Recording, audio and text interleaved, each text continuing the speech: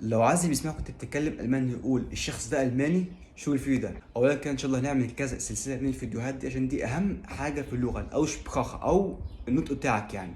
فاول حاجه كده ان شاء الله هنبدا باربع افعال او اربع كلمات مهمين جدا جدا جدا، وللاسف معظم الناس بتغلط فيهم.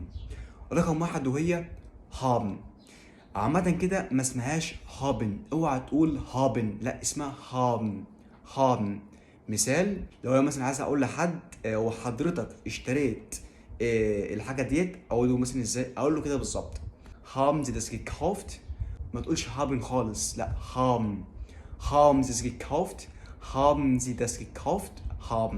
رقم اتنين وهي كلمة الآن بالألماني. كلمة الآن ما بتتقالش يتست خالص، لا لا، بتقال يتست. يتست. يتست.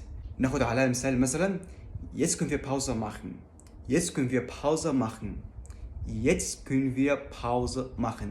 Jetzt مش يتست، لا jetzt. jetzt. تمام. تالت حاجة النهاردة وهي الكلمة ديت ما بتتقالش فولجند، لا خالص، بتقال فولجند. فولجند. فولجند مش فولجند، لا فولجند. تمام. رابع حاجة وهي الجوع، ما بتتقالش مثلا ich bin hungrig، لا ich bin hungrig. ich bin hungrig. ich bin hungrig.